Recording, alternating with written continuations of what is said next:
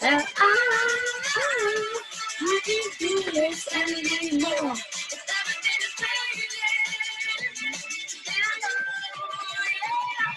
Gotta let go.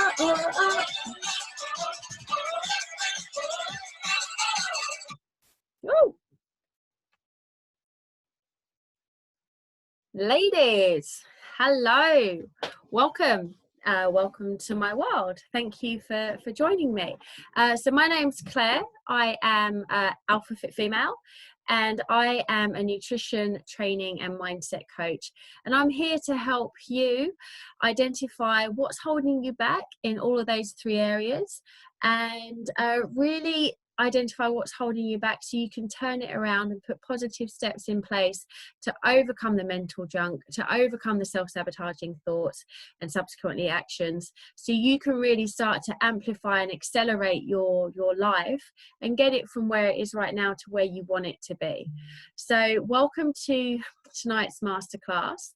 I just want to go through a few little things with you, which I guess it's come about from the years of experience that I've had working with different women, and also more recently from working with women who have been completing their my Find Your Fierce program and their version of it, going through it. So like I said, my name's Claire. I have been working in the health and fitness industry for over 20 years now, and I'm extremely passionate about helping women connect to themselves to get the results that I know that's possible for them, and really stepping into their power. I have been a gym instructor, class instructor, personal trainer, online coach, health coach, wellness coach. I've worked and lived in the UK, Australia and New Zealand, worked globally and internationally. I've worked in many different areas within health and fitness, both in the corporate environment and also commercial sector. And I've seen common themes along the way as well. So if you want to know more about me, you can check out my website, Alpha Fit Female. It's got a whole section there about my history, my experience, who I am and what makes me me. Apart from the health and fitness side of things, I am also a busy single mum raising a lively little boy. So, I know the stresses on life for a woman that a child brings. Doing it solos obviously has its different challenges in a relationship. I've been in negative relationship as well, and positive relationship. So yeah, I've managed a lot of things, experienced a lot of things, and I really want to help women now just feel their best and be their best. And that's one of the reasons why I opened with that song that I was just playing, because everything is changing.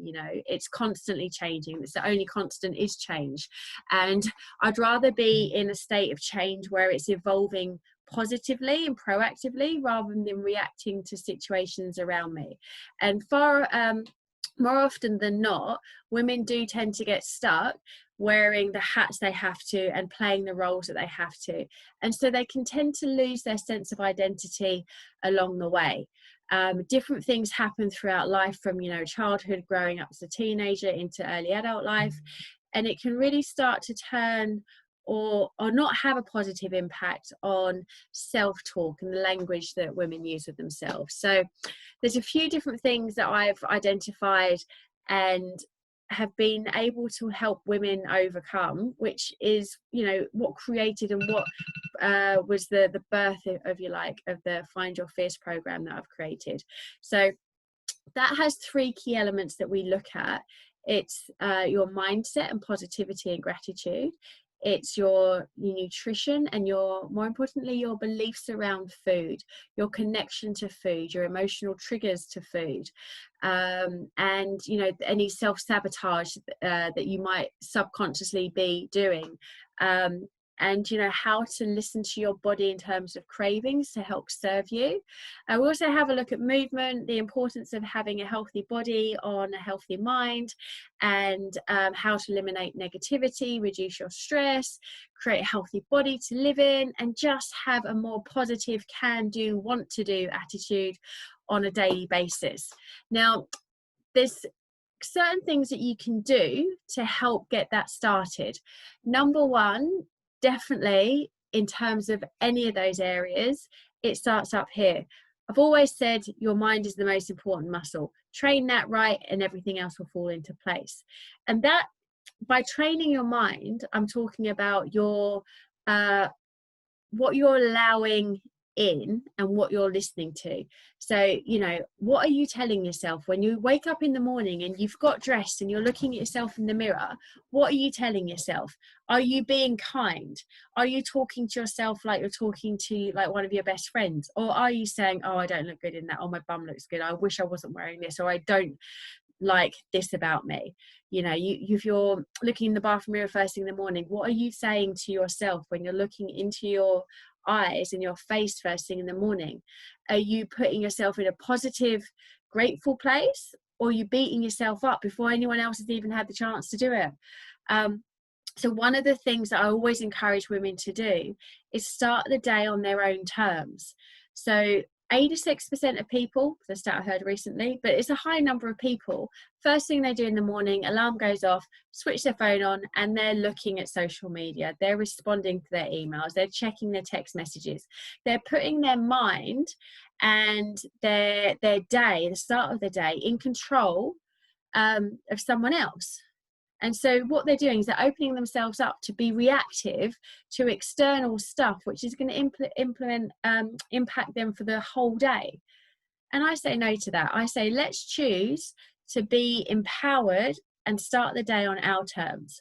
So, you know, what I encourage women to do is what I actively do every day. So I wake up first thing in the morning, I'll make myself a cup of tea, and then I'll sit down and I'll have a think about what I've got on for the day. I'll have a look at my schedule and I plan out where I'm going to be spending my time, because my time's important and I need to make sure that I'm spending it wisely and doing what I want to do. You know, the only certainty in life, the only thing we can't ever get back is time, you know, and it goes just like that. So I want to make sure I'm being proactive with every minute of my day.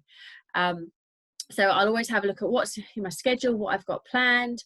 And from there, then that's creating like what my to-dos are, but also like listening to the words that I'm using. Is it stuff that I want to do? Is it stuff that's going to get me excited? Is there one thing today that I can get excited about? Is there one thing today, or how do I want to feel today? You know, do I wake up in the morning if I'm feeling tired, sluggish, a bit like, oh, you know, I don't want to go and do this? How about turning that around and saying, if I do this, then I get to do this? It's putting you in a totally different energetic physical state and putting you in control of how you want to feel, so that when you walk out the door in the morning, you are in control and you're able to take on whatever life throws at you, all those curveballs that come. So you've created your day. You know what's coming, so you can be prepared for it. It's in those moments of uncertainty where you're not prepared, that's what can cause stress and slight anxiety, and you're a bit anxious, or you feel lost because you've got no purpose, you don't know what you've got to do that day. So start your day, create that plan. Then, like I said, choose how you want to feel that day, write that down, and then choose one thing or record one thing that's going to make today a great day. It could be work related, relationship related, family related, or just an activity that you want to do, that if you get that done, it's been awesome today.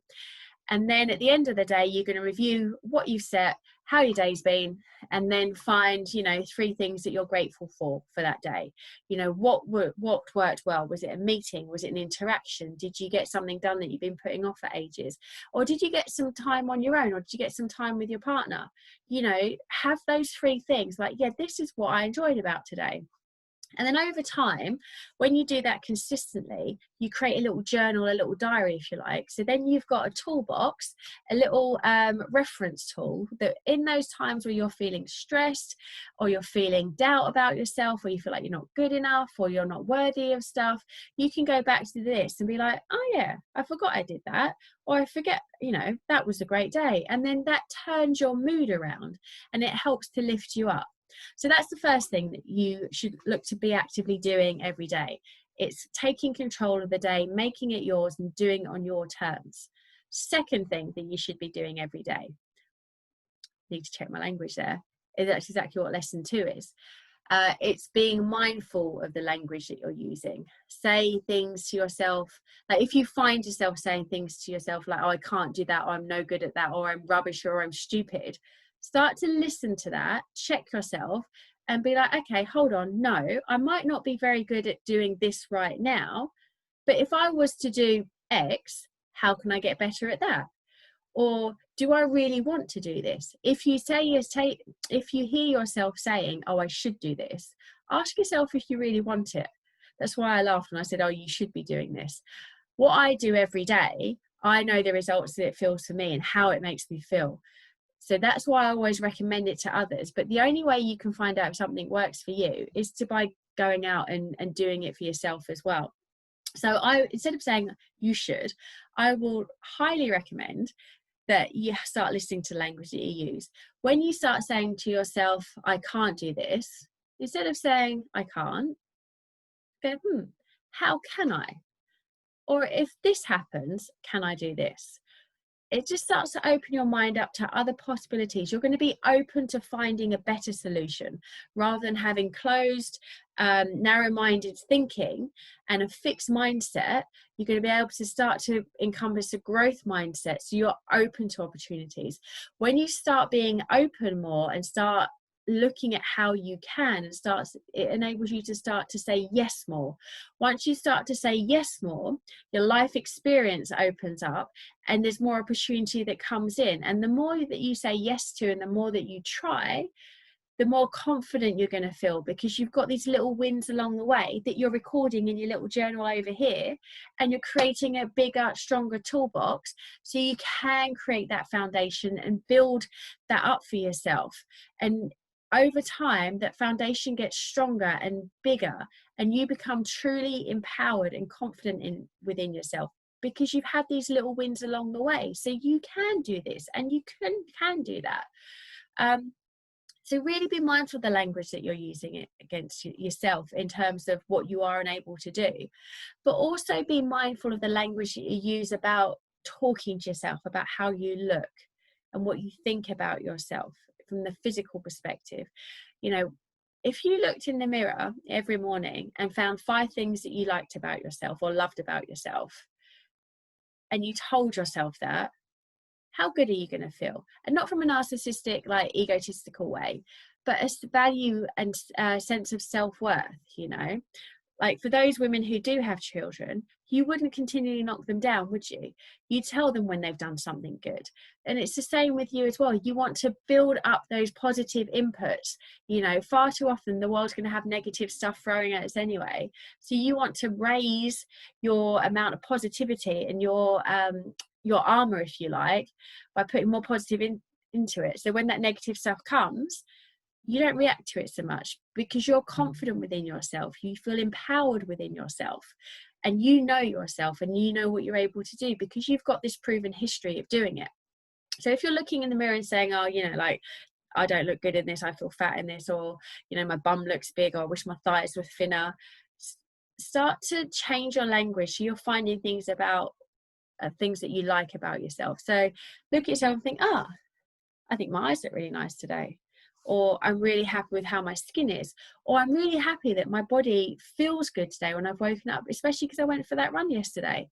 So it's all of these little things that turn around that make you more grateful, that make you more appreciative, and help to increase your positivity and your vibrations. So then you're going to attract more of the same. And we want to have more good stuff, not the shit stuff. So that's technique number 2. So we've got our little starting the day the right way to create a little toolbox journal. Next is your self-talk. And the third and final lesson that I wanted to share with you and teach you tonight was just the importance of doing things that you love to do.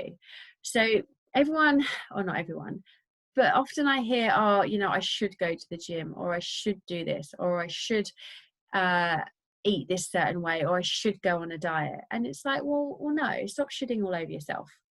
Do what you want to do. If you want to go to the gym, think about why you want to go to the gym. Like if you want to start a new exercise program, think about why you want to do it. Like what's the outcome that's going to get you? And then start to attach joy to the process and have those small wins along the way. You know, if like going to the gym on slogging yourself out on treadmill is not your thing and you like to go outside, go for a run outside. If you like to do group activities, try a group exercise class, be that in the gym or maybe an online session. You know, get together with other people in the park, you know, have an accountability buddy by partnering up with one of your friends. There's all those different things that you can have a look at that's going to help you enjoy the process, because doing something which doesn't make you happy, it's going to make it harder to get to the outcome. But also, like, you know, where's the pleasure in that? Life is short. So find something that you love to do, something that lifts you up. And that doesn't just relate to exercising, but it's important to have a healthy body if you're looking to have a healthy mind. You know, if you think about when you're active and the feel good vibes that come out, all your endorphins are released, you've got your serotonin, dopamine levels are created, and the more you move, the more energy you're going to create, and then the better you're going to feel. So that all kind of links in with itself. So then you're going to be having more positive thoughts, you're going to be putting better food into your body, you're going to be wanting to exercise more, and you're going to be feeling good about yourself. So it all comes together that way. And it's, you know, choose something that you love to do with your exercise, and then choose something that you love to do with your life as well. Have a look at, you know, where do you spend your time when you lose your time? What is it that you're doing then? Can you do more of that? Find parts of your day that connect you to you and what you love to do, where you don't have to play those roles for other people, where you can just be you, do what you want without having to worry about the responsibilities of the rest of the hats that you might wear during your life. So those are the 3 things that I wanted to share and teach with you tonight.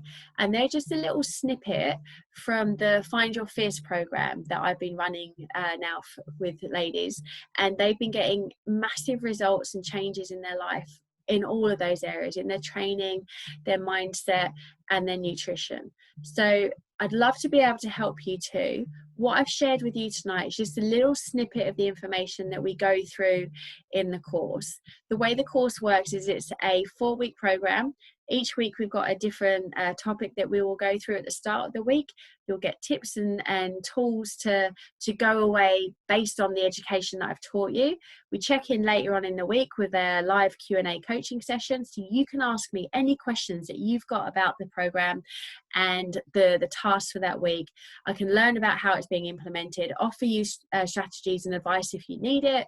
And then we are also all joined into a private Facebook group where you're going to be joining a community of like-minded women, and you'll get the support that you need. You'll get people that are going through the same things as you, who will understand the challenges that you have, and they'll also want to lift you up and praise you and, you know, motivate you along the way too. So it's a 4-week program. The next one starts on the 12th of October. Enrolling into the program is easy. Simply go to my website, which is alphafitfemale.com. Head to programs, click on Find Your Fierce, and everything you need to know about the program is there. You're also welcome to send me a DM if you've got any more information, or if you'd like any more information, or you have any specific questions. I'm happy to help you with those as well.